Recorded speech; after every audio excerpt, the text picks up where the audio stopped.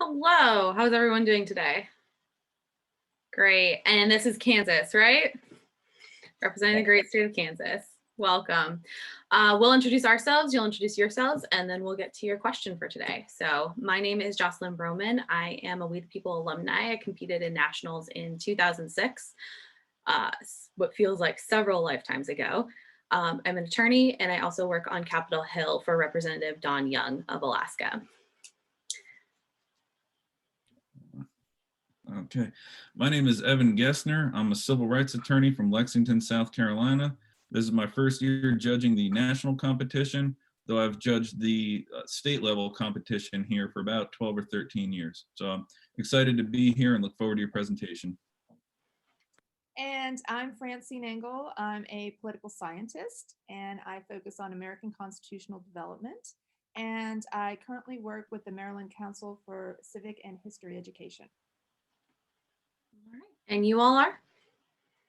My name is Jack Bensing. Hello, my name is Caleb Johnson. Hi, my name is Caroline Flanagan. My name is Shora Ramanujan, and we are all seniors in Mr. Ken Thomas's We the People class at Blue Valley Northwest High School in Overland Park, Kansas. Excellent. Thank you so much. We're going to have fun today, guys. As you may have guessed, your question is number 2 today. So I'll read the question for the benefit of everyone, and then you'll be able to begin. John Adams wrote, "There is nothing I dread so much as a division of the Republic into 2 great parties, each arranged under its leader and in opposition to each other. What issues led to the formation of the original political parties? To what extent have those issues persisted in American political parties? What are the advantages and disadvantages of a unified or divided government?" You may begin when ready. At the Philadelphia Convention, the Founding Fathers dealt with their philosophical differences through compromises which were integrated into the Constitution. However, these compromises failed to resolve the tension between feuding ideals, and the formation of political parties shortly ensued. Mainly, Anti-Federalists and Federalists took opposing sides, with leaders such as Thomas Jefferson and James Madison supporting the Anti-Federalists, and Alexander Hamilton and John Adams supporting the Federalists.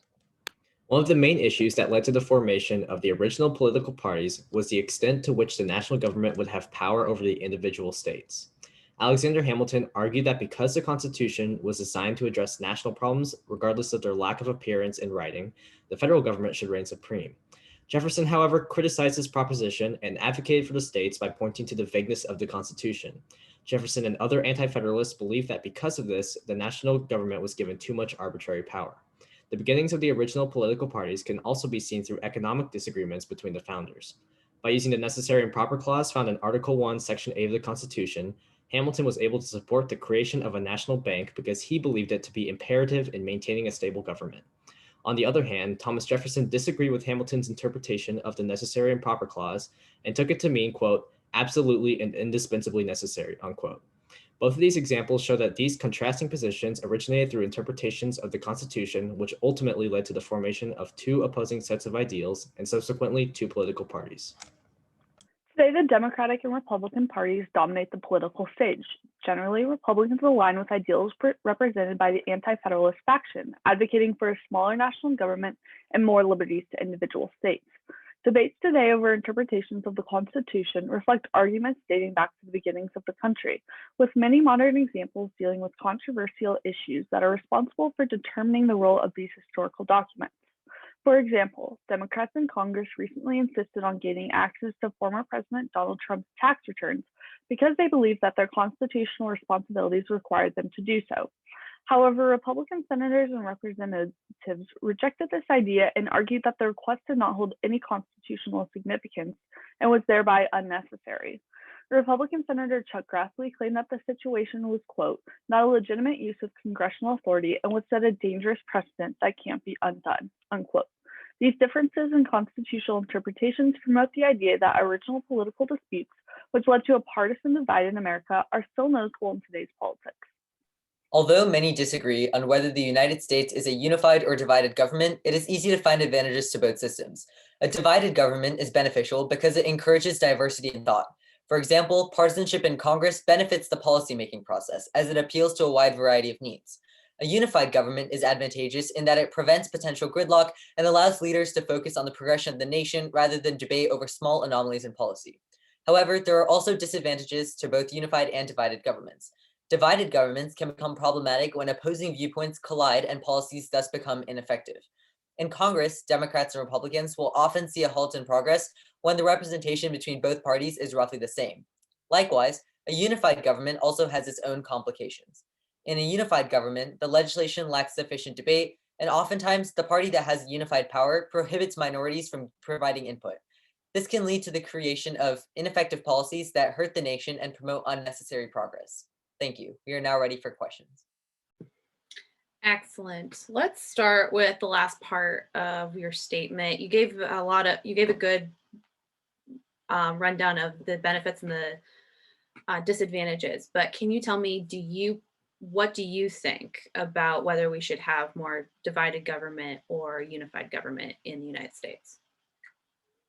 I would be a proponent of united government in the United States because a lot more is able to be done during when a party has the House, the Senate, and the White House.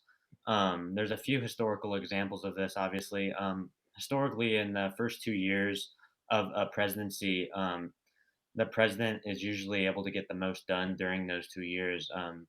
I would point you to the Barack Obama administration, where he passed the Economic Recovery Plan of 2009 and the Affordable Care Act of 2010. So that would just be one example for you of how unified government actually serves the people better.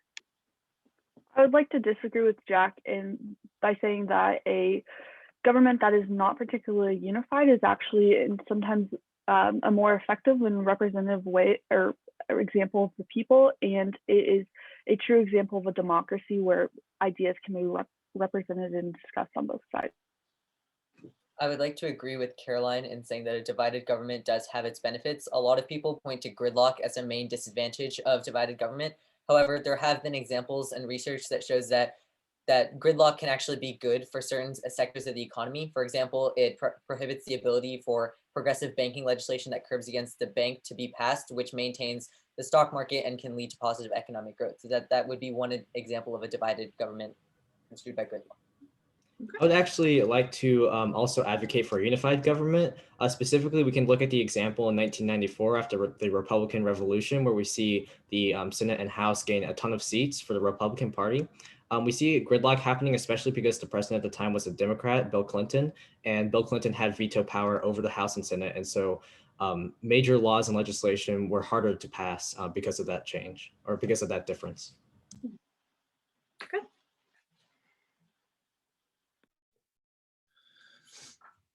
Now tell me, do you think in a democratic system of government that political parties are inevitable? Yeah, so actually I would like to point to an idea proposed by James Madison in Federalist 10, where he believed that political factions are inherently inevitable, mainly because of the differing economic and societal differences in the diverse country that we have today. So I think political parties are inevitable, mainly because all these different factions and ideas have to group under one umbrella in which they are able to actually have voting power. I would agree with Caleb in saying that political parties are inevitable. However, I would sort of diverge from that in saying that a multi-party political party system as opposed to a two-party system is a differentiation that sets apart American democracies from other parliamentary democracies such as Britain or India that rely upon more coalitional building in order to get their points across. We noticed how gridlocks can happen regardless of the democratic system. However, it is much more common to have hung parliaments in countries like the United Kingdom or India, largely because there are such a plurality of coalitions that cannot galvanize around certain issues which is what makes the American political system of democracy much more distinct and efficient. All right, so when the country started, so it used to be whoever got the most electoral votes became president, and whoever came in second was vice president. So you might not have a president and a vice president that have the same sort of political views. Do you think the country would be more democratic or more partisan if we had a president and a vice president from different parties today? I would say it would be more partisan, mainly because it's harder for opposing parties to work closely closely together when you look at the president and the vice president. Obviously, you have to do a lot of working together with if you're the president with the vice president and vice versa. So it would actually be more divisive, and it would actually I would contend that the president would actually get a lot less done if the vice president was of an opposing party. I would agree, Oh, Jack. I'm sorry, Shorty. Sorry. I would agree with Jack in saying that a president and the vice president should be of the same party. And I think it's unique for a vice president, as the vice president is not only part of the executive branch, but also has powers in relation to being the head of the Senate and being the deciding vote if there were to be a very strong tie or very strong opinions between both sides.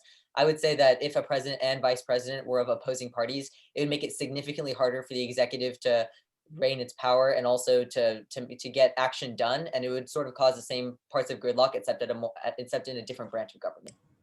I would actually like to disagree with both Jack and Shore in that I believe that because the executive branch has such a large cabinet that can have differing viewpoints, especially when you see some previous administrations having both Republicans and Democrats in the executive branch, those are actually able to work very efficiently. So I believe that this would actually be a more democratic process to vote for a separate president and vice president. And we also have to look at the history of how the original system worked.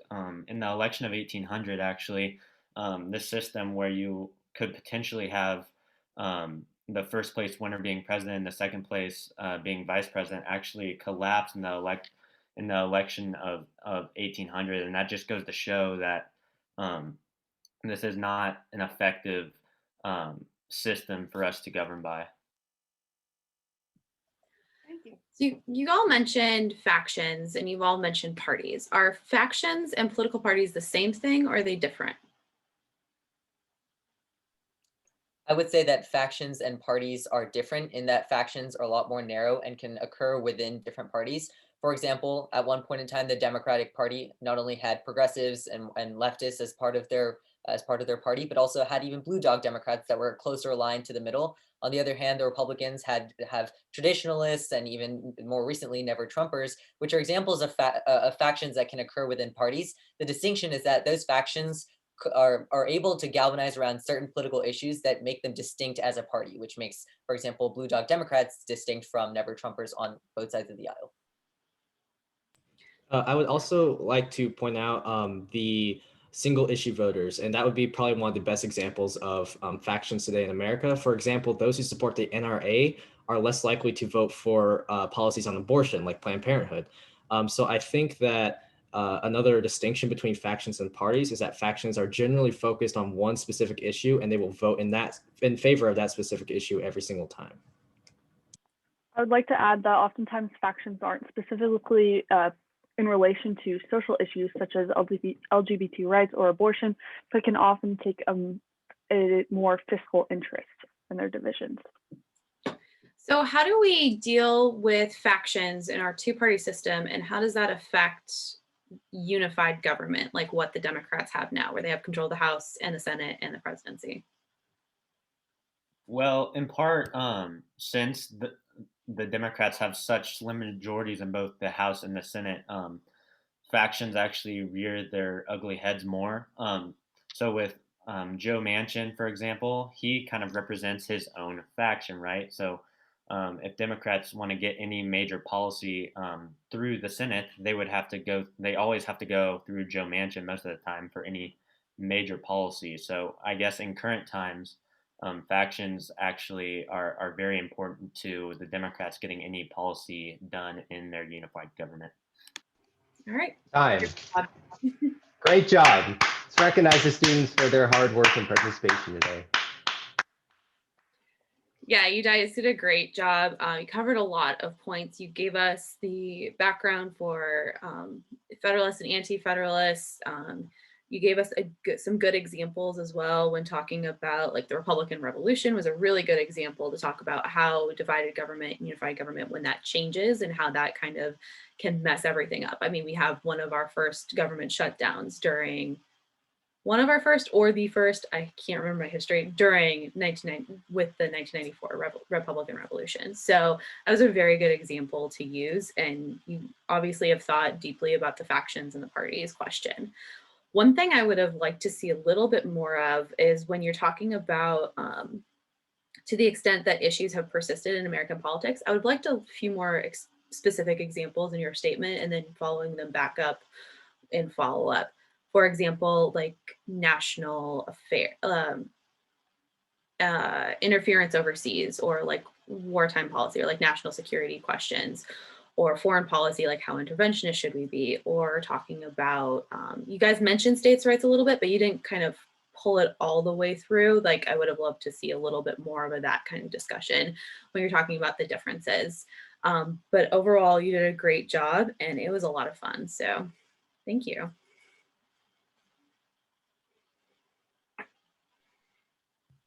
Yeah, great job, guys. One thing when you're judging these competitions, I've learned that you have to be able to think on your feet, because while you're giving your presentation, I'll try and think of a question, and because this goes very fast on our side as much on your side. So I'll think of questions and I'll think of a follow-up question for that. And then as you're finishing up your main presentation, you can go ahead and answer it. And I've got to think fast and come up with something.